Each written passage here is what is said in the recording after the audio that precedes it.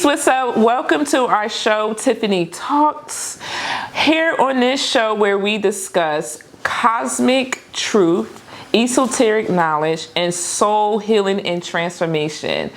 I'm so super excited about this episode, guys, because I love Starseed. I love Galactic knowledge, and today we're going to dive deep into that. We're going to be talking about different types of starseeds, how you can tell if you're a starseed. Maybe you have some of these similarities of these starseeds, and then later in the show we're going to be talking about soul contracts, karmic contracts.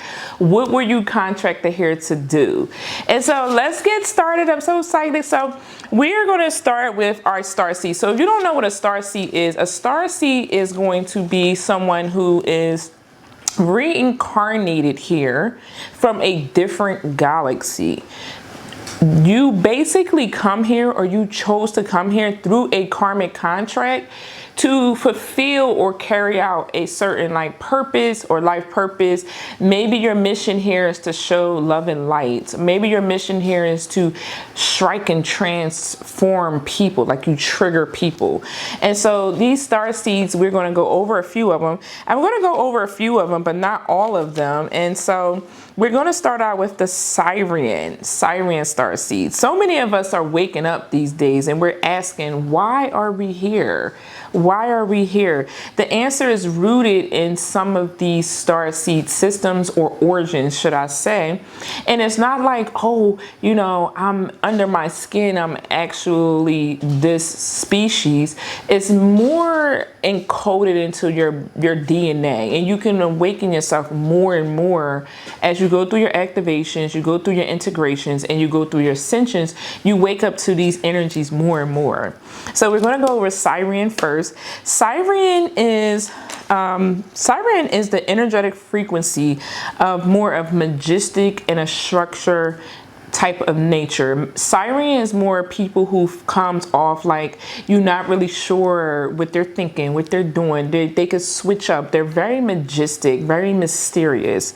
And so Siren souls often feel called to Egypt, Atlantis, and ancient mystery schools. So Siren, you know, starseeds generally like esoteric knowledge. You could even like a lot of spirituality knowledge and things of that sort. You may have also dreamed of lions, dolphin, or feel drawn to the pyramids, and then also feel emotionally connected to certain ancient frequencies. These are going to be your Siren starseeds. Your role here as a Siren starseed is the keeper of universal laws. You're an advanced healer and a spiritual teacher. Okay, so your challenge here for being a Siren starseed is that sometimes you feel emotionally detached, or you feel like you over-sacrificing yourself in leadership. And so that could be a challenge for Siren starseeds, and you have to kind of like lift yourself through that, or you have to push yourself through that actual challenge. Okay, our next starseed is going to be the Palladians. Okay, and so I love the Palladians because the Palladians is also part of the Seven Sisters starseed system as well. And so the Palladians are very soft, they're very nurturing, they're also very celestial as well too. They're more in their feminine energy than their masculine energy, and that's okay, right? You could feel called towards harmony, healing, more of a sisterhood. You know, you love to connect with other sisters in spirituality or your religious sector. You love community a lot. It's also rooted in sacred beauty. So you could be someone that, if you're a Palladian starseed or you resonate with that, you love to be different or daring when it comes to your beauty. You know, you may even look different than everybody else. Like maybe you don't follow the normal trends that society say that you have to follow. You may be drawn to astrology as a Palladian, divine feminine teachings, and earth stewardship. Okay, the biggest one is going to be astrology and divine feminine teachers. Again, you have that beauty, you have that feminine energy. So you could be someone that could kind of be like a doula, or you help feminine women to heal, to grow, to tap more into their feminine energy. And you may even do this through like astrology as well too. Your role here is healing the wounded heart of the world. Healing the wounded heart of the world. So again, you may be someone that is drawn to emotional healing more than anything. You're like a natural emotional healer. Your challenge though is going to be overgiving and being trapped in the martyr frequencies. Overgiving and trapped in the martyr frequency. Maybe you get trapped in society, or you get trapped in not really fully being yourself, or fully tapping into that heart chakra energy. The next one is going to be Arcturian. Arcturians, okay, is the next one. So Arcturians are crystal clear. They're electric in their technology. And I love Arcturian energy because Arcturian energy is very, very high dimensional. Usually Arcturians are very, very high in frequency, and they tend to struggle a lot with dealing with any of the lower frequency energies, right? They are really here to bring a lot of downloads. Arcturians are here to bring dreams, downloads, codes, and blueprints. That's what they're here for. So if you're someone that receives a lot of dreams, or you get a lot of like messages, you're like, I don't know what this is about or where this is coming from. It could be that your Arcturian energy, your Arcturian origin or starseed energy that's coded in your DNA is starting to awaken. You may feel outside the human experience, but you carry a deep compassion through logic and innovation. And sometimes Arcturians, they carry a lot of that like air energy as well too. Like you might have air elements in your chart, like Aquarius, Gemini, and Libra in your chart as well too. Very, very high frequency people, okay? Your role here is energy grid worker, quantum healer, and ascension guide. So energy grid worker is going to be where you're going to be working in certain areas of the earth to lift the frequency and vibration. Quantum healer is where you're going to be working more on a cosmic level, more on that you know, you have your body, your ether body, but you're working more on the level of what's going on around them. More of a, I guess you could kind of say like quantum healing to me is like Akashic energy, is working more in a different level of energetic field. And then you have an ascension guide. So again, you're here to bring the downloads to help the collective to ascend. Could be also individually work as well. Okay, your challenge is that you isolate or appearing emotionally detached. And oftentimes you see Arcturians having a very, very rough time with connecting to society or connecting with people. They tend to just want to be loners, isolate themselves, be in that hermit energy. They're great, great, amazing spirit guides.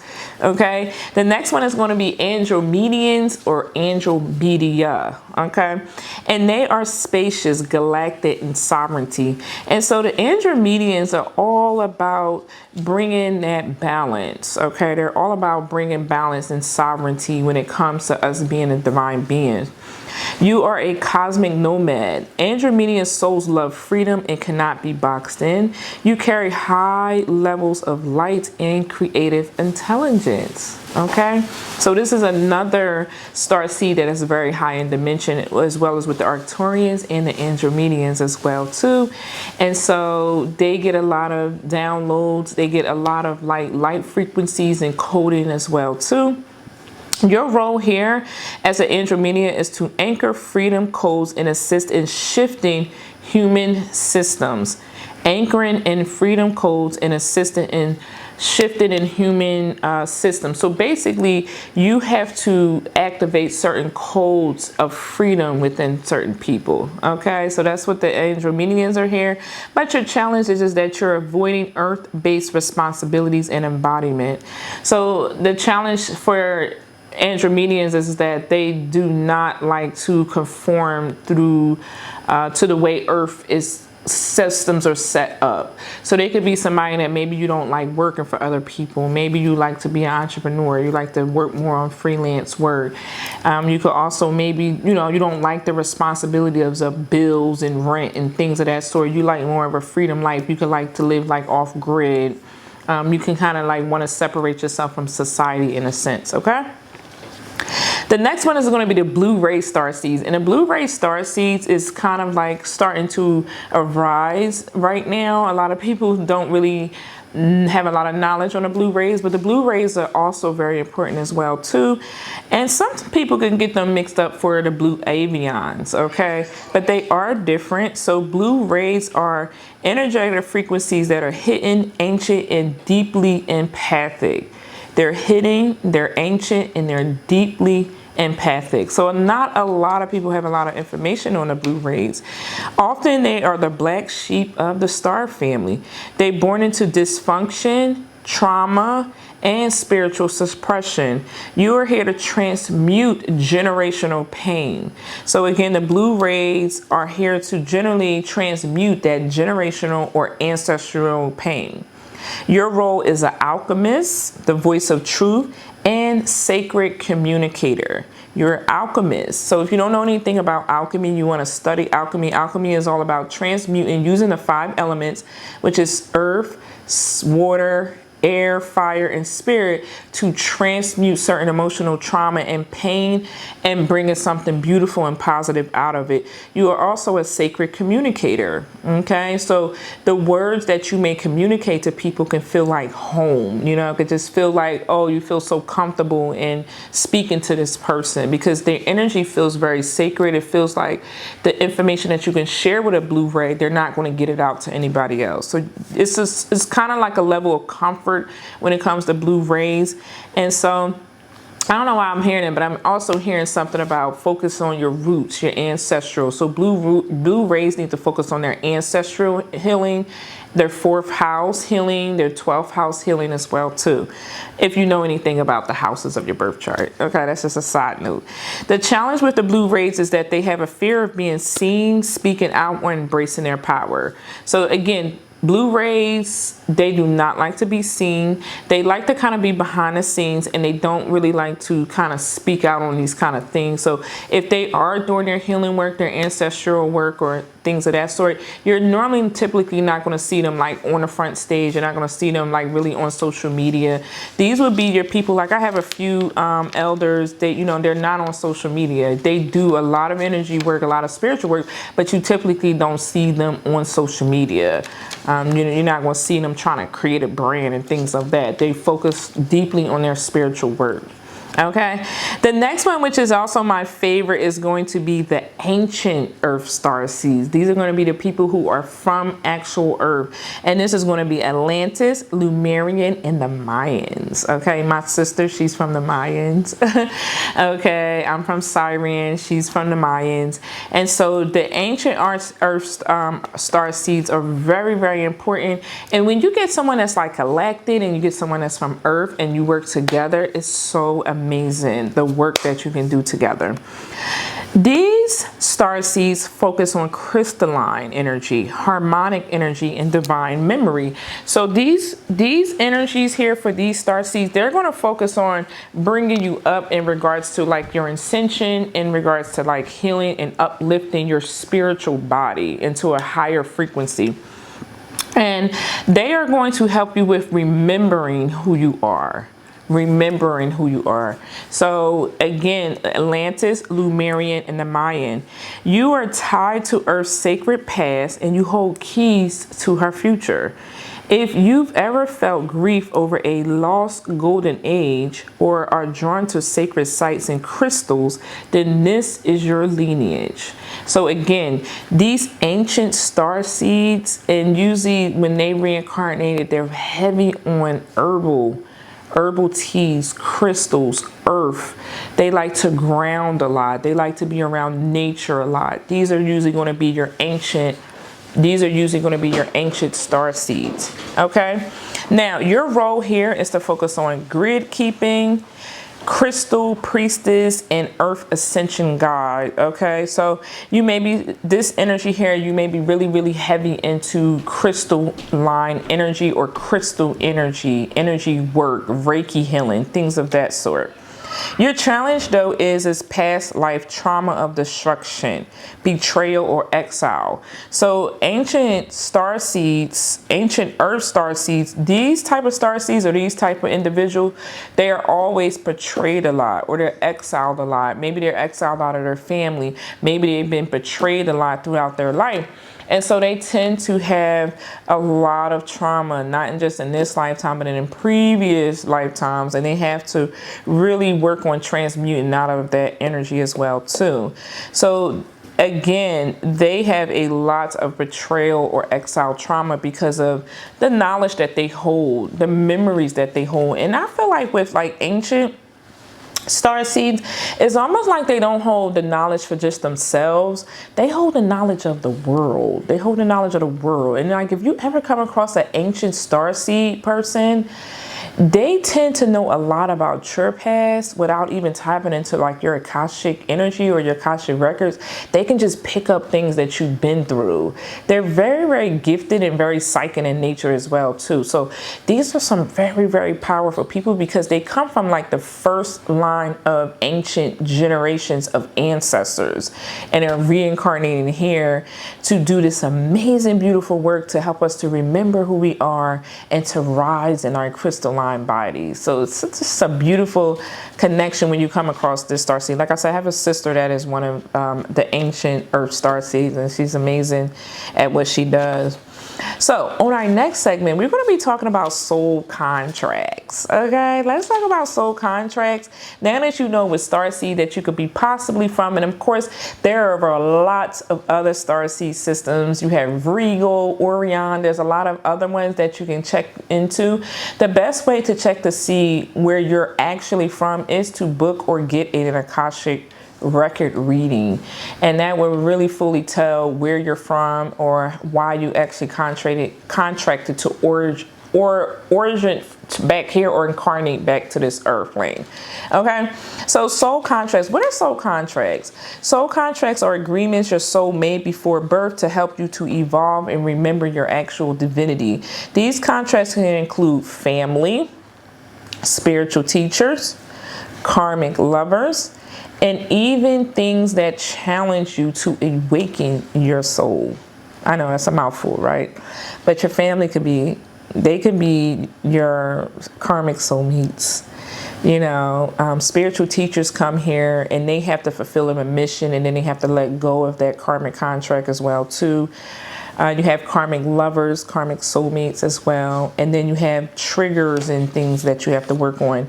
And sometimes the triggers for soul contracts could be one of the three. It could be that you need to heal emotional wounds, mental wounds, or physical wounds as well too. There are three main types of types of contracts, three main types of contracts. And so the first one is going to be a healing contract. A healing contract is you agree to transmute pain, ancestral and personal and collective. You agree to heal, you agree to transmute pain. Okay, so that would be the people who came here to heal ancestral trauma, personal trauma, and collective trauma. Okay, the second contract is going to be your mission contracts. And I absolutely love the mission contracts. I do. I feel like those are the most fun. They are the best to come here to do. You're here to activate light missions. So you could be here to actually help activate other light workers and healers and leaders and teachers. And I feel like that's absolutely beautiful when you are a catalyst to other healers or other teachers. You're pivotal in their life. And you have a mission contract base here to come here and do. You know, some of my elders are mission contract. They're here to help other leaders and teachers to arise and awaken into their own potential and their own power. And the last one is going to be a mirror contract. So mirror contracts are people who reflect your shadow or teach deep, deep soul lessons.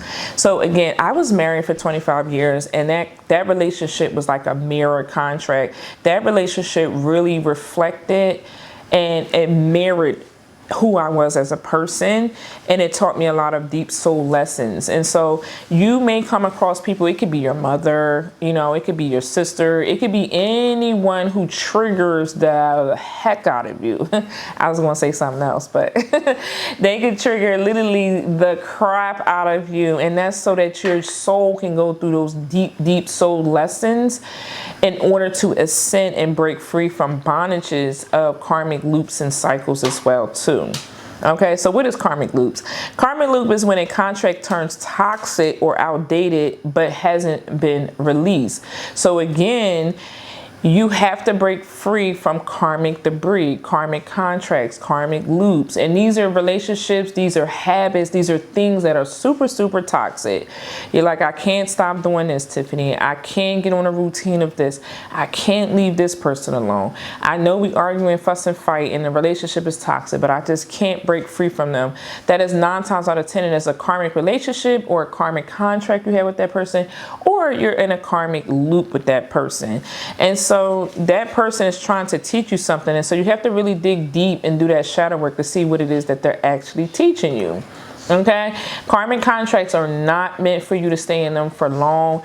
And sometimes karmic contracts, they generally, you last a cycle, and sometimes a cycle could last about 7 years. They could be lesser, but when you get in them real deep, like mirroring contracts, they can last a couple of years. Okay, and I always advise, what I've seen through my journey is that you take a year and a half around for every 7 years that you spend with someone. So if you had like a long-term relationship where, you know, you have a child with a karmic and y'all have a, you know, you have to be around each other for that 18 years, and you just broke up with them, you know, or you just left them, whatever, I would take a year and a half or so to kind of take that healing work out, to really like deep reflect on, okay, what was I needed to learn out of with this person? What did I needed to see about myself when it came to this person? Okay. So you will know if you are in a loop of experience of a karmic contract by 1, repeating emotional patterns. This is the big one: rejection, betrayal, and abandonment. And I recently discovered a rejection wound that I had to actually work on. It came to the surface that I had to heal because of a married soulmate contract that I had with someone that came in my life. It came up and I was like, oh, okay, this is what I got to see. This is what I got to heal. So I thank the lesson. I thank the person. I thank the situation. And then I recognize the actual rejection wound, and then I begin to actually heal. Rejection wounds sometimes show up where it's like you're afraid to tell the person no. You're afraid to turn down a deal.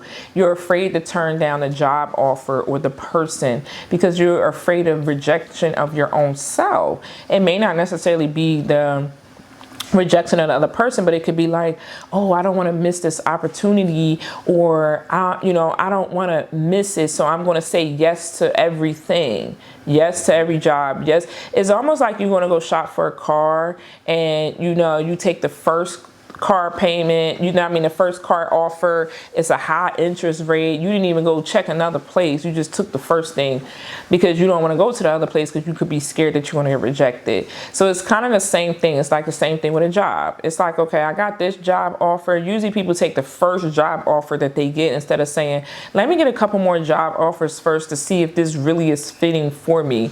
Where sometimes where rejection energy is like you're afraid to say no to the person. You're afraid to say no to the offer. And that's a rejection wound, when you just say yes to everything that's being offered in your life. The next one is going to be a betrayal, a pattern of betrayal. It's like you're always coming across people betraying you. You're always coming past people like lovers and family and friends. They're always doing you dirty. They're always betraying you. That's an emotional pattern as well too that needs to be healed as well. And then the second one is abandonment, and usually the betrayal one comes from lack of boundaries. And then you have the abandonment wound. The abandonment wound is also very interesting because a lot of people don't think that they have abandonment wounds. They have a hard time with sitting by themselves. They have a hard time with sitting alone. Comment below if you've ever experienced any of these type of wounds that you needed to heal from. Okay, comment below. I want to hear y'all journey. Okay, I want to hear the things that you've been through when it came to your spiritual journey in regards to certain contracts that you understand and recognize that you had in your life as well too. The next one is going to be you're attracting the same type of partners or relationship. This is how you know that you're in the same loop, in the same cycle. I remember I would attract nothing, you guys, but Scorpio men. I would attract nothing but Scorpio men. And I was like, why am I keep attracting Scorpio men? It was ludicrous because like every man that would try to talk to me would be a Scorpio. And I was like, why am I keep attracting a Scorpio men? And so I had to sit down and realize that I kept attracting Scorpio men because A, that's a water sign, and water operates with emotional healing. So then B, it was like, okay, I need to heal something in regards to my emotions. And then C, I had to recognize that I was afraid to let go of things because I was tied into it emotionally. So I would get myself tied into things that were unhealthy for me because of my emotional tie to it. So once I began to let go of things, even though my emotions was tied to it, and free myself, which is basically learning the art of detachment, that's what kind of freed me from attracting all Scorpio men. And then I went on a journey of, you know, attracting other elements and stuff of that sort. But yeah, so you got to see which one, you know, which sign keep being, you know, the thorn, you know, in the bushes that keep popping up, you know, in your life. Okay. That element. Okay. And so emotional intensities that feel ancient or disappropriate. Okay. So if you are having like a lot of emotional intensity that feels like it don't even resonate with this lifetime, and you're like, why do I feel like, for instance, like if something's going on overseas or something's going on in another country and you feel like you want to cry, or you feel emotional about it, or you feel really intense feelings about it, that's 9 times out of 10 you have some type of karmic resonance to that situation or that origin of that planet that you actually need to bring up and actually heal. And a lot of people don't think about that.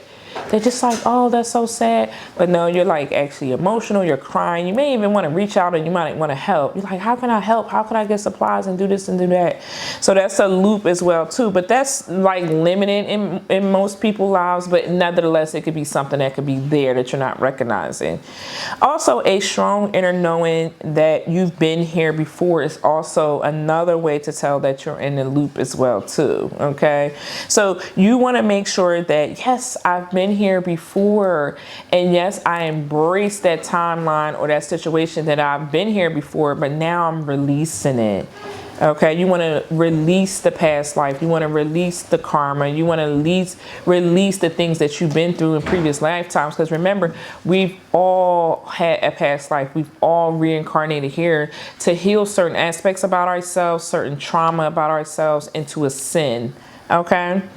So here are some signs that shows that you are exiting out of the karmic loop. 1, you've learned the core lesson. 2, you feel exhausted and no longer wish to engage in the same role.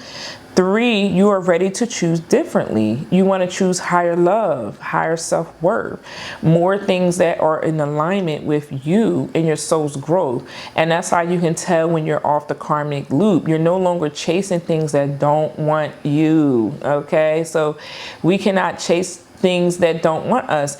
And one of the biggest things is that I see in our spiritual community, or in our community period, is I will see people come to me and they would be like, oh my God, you know, my husband or my baby father or whatever, my man or whatever, his ex baby mom or his ex-wife, they're doing magic on them and it's affecting us and things of that sort. Baby, that is a karmic loop or a karmic pattern or a cycle that your person, whoever you're connecting to, that they're in. So until they close that karmic loop or karmic cycle, they can't fully be available for you until they close that cycle out. And you have to make them aware. They have to get off that pattern. They have to get off that loop. Because if the magic is working, whatever the person's doing is working through that man is not spiritually fortified in order to rise up out of the whatever the person is projecting or putting on them. So you got to ask yourself that question is, do I want to be with someone who is still choosing to stay stuck in that cycle, stuck in that loop? Because that could also cause to bring your energy down or bring your ascension down in a sense. I see it happen all the time. Okay, so I'm going to give you some tools to check in regards to where you may have soul contract indicators at. Okay, or you can check these to see if there's some type of indicator to see if you have certain aspects of a soul contract still open. So the first thing is you can do is through astrology. So astrology, you can check your north node and your south node. Your south node is going to be what you were in a past life and that energy, and give you some type of resonance of, you know, what you were doing in a previous lifetime. So for instance, if you have a Capricorn South Node people, Cancer North Node people, they typically had a very, very, very like by any means necessary type past life where they could have did anything for their stability. They could have even harmed people. They could live the very gangster life, very like rough life. They could have been someone that was maybe very super serial entrepreneur type, especially Aries South Node, Capricorn South Node. They ran businesses. They was focused heavy on their material world. Capricorn South Nodes also could have maybe had issues with their parents as well too. So you may be somebody with a Capricorn South Node that maybe you have issues with your parents. Okay, so all of those things, the South Node is going to tell what is the karmic past, and the North Node is going to tell you what your soul mission is actually here. Okay, the next one to check in astrology is going to be Saturn. Saturn, Granddaddy Saturn. I love Granddaddy Saturn because Saturn is going to teach you your life lessons and your restrictions. It's going to say, it's going to pop you in your hand and say, no, no, no, no, no, no. That's not what you're supposed to be doing. It's going to say, you got to repeat that lesson. So Saturn is like your teacher. It's like your life teacher. And that's what that energy in Saturn do. So you want to pay really attention to this here. You want to really study your Saturn placement really deeply. The next way to tell is to get an Akasha record reading. So I said that earlier, get an Akasha record reading. Akasha record readings are very, very good. They're very amazing, okay? And they are a spiritual database of your soul's journey. You can access it through meditation or an experienced guide, somebody that can help you guide you through it, okay? And so the Akashic library is guarded by the keepers of the Akashic records. Okay, you have light keepers that guard that Akashic records. So not everybody can get into your records. Not everybody is able to get into their own records. It all depends on if that guard is willing to allow those records to be accessed or open. They could be opened by the wrong intention, the wrong people, things of that sort. So it is very, very sacred, and it's very, very serious, especially it depends on who you are and what your actual mission is here to do. The next one is intuitive journaling and dream calling. This is another way you can tell if you have a soul contract with someone. It's through your dreams. And so you have to ask your higher self, and you can do this when you go to sleep, or you can do this when you're journaling. Ask your higher self, when am I still bonded to that I need to release? Okay, binded to. I always check that word, bound to. I guess bound instead of bound or binded. Okay, what am I still binded or bound to that I still need to release? Okay, and so you'll ask your spirit team, your spirit guides to show you in your dreams, or you could just journal and just jot down the first thing that comes to your mind. Okay, that's the best way to tap into your intuition, is to go with what your first mind is saying. Okay. So dreams, if you're somebody that receives dreams and you're asking this question, you may dream of snakes, and snakes usually represents transformation. If you have dreams of keys, that means that you have unlocked contracts still active. And then fire means purification of something. And the next one and last one is, of course, is pulling cards. Okay, pulling cards, tarot cards, oracle cards. You can either do them yourself or get someone to do them. Usually I don't recommend people to do them themselves. Get somebody to help you. Get a good spiritual reader to help you in regards to this. I am a Akasha record reader, and I'm a tarot and oracle reader, and so I have the knowledge of both of them, and so this could also help you as well too. And so you want to ask the person when you're going to go to the reading, going to get a reading, what contracts am I currently in? So I got a download message for you. I got a channeled message for you for this week. And so this channeled message is all about your sanctuary. A lot is going on around us, a lot in the energies, a lot in the world, a lot could be going on in your life with work, your hubby, your man, your children, just trying to balance and keep everything going. So your divine message is going to be sanctuary. Where do you find peace at? Is the peace found within yourself? Where do you set time at to really sit in your stillness, to find that peace within your spirit?